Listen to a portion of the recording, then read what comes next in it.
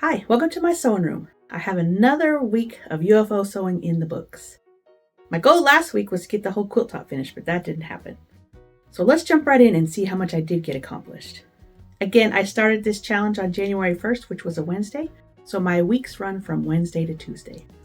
On Wednesday, I woke up early and I spent 36 minutes finishing up sewing all my hexagons into rows.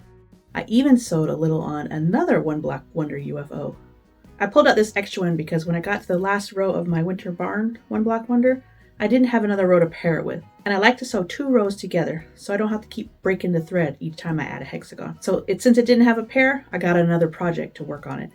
And I used this project as leaders and enders. So I would sew it, trim it, sew it, trim it. But I got to the end of the row and I still had a pile left of my other project, so I just went ahead and finished that whole row on that project. And then I put it back in the bin. Thursday was a quick session. I trimmed off all the dog ears on all the finished rows, and then I started pressing some of them. I didn't get to finish all the pressing, but I stopped right at 15 minutes. Friday was another day of pressing. I pressed everything.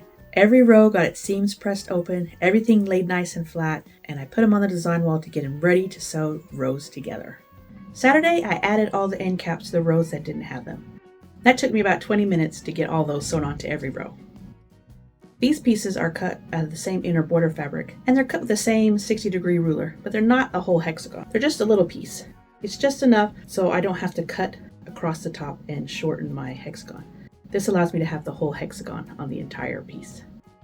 Sunday was all about pinning the rows in preparation for sewing. I spent 30 minutes of carefully pinning. It took me about 5 minutes to pin one row to another row, and I got 6 rows pinned together. I like to pin at this stage because some of the triangles are cut on the bias, so if I pin right where each point comes together, it helps eliminate some of the stretch. And I make sure my rows are all the same length when I start pinning them and sewing them together. It's one of those steps that seems really small, but it makes a huge difference when everything comes together. Monday was a big day. I finally got to start sewing the rows together, and I pressed those open. It took me about 5 minutes a row because I went a little slow because I didn't want to hit any pins, and I wanted to make sure the seams on the back were still staying open.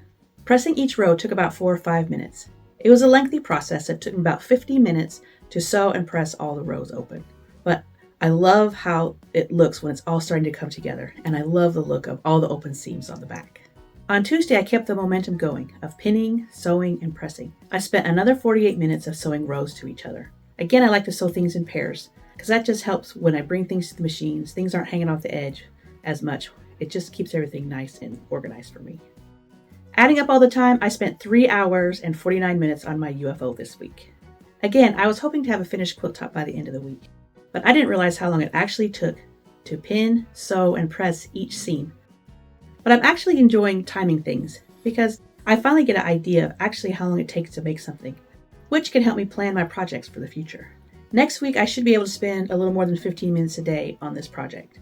So I'm hoping to have a finished quilt top. If not, at least I'll have the panel inserted into some of the rows. Now that I know how much time it takes to pin, press, and sew a row, it'll take me about an hour to finish this side. A little bit less on this side because I only have a few more seams left to go. Normally when I make One Block Wonders with panels, I sew this whole side first, and then this whole side, and then the top, the bottom, and I sew those together, and then I put the panel in. But this time I think I'll leave these 2 rows unattached to this whole side. That might make it easier to handle the panel when I want to put it in. There will be less fabric to fidget around with, and I might could line up my seams or my edges a little bit better that way. So come back next week to see how it goes and see how far I get and see if I can't get me a whole finished top by next week. Thanks again for watching, and until next time, happy sewing.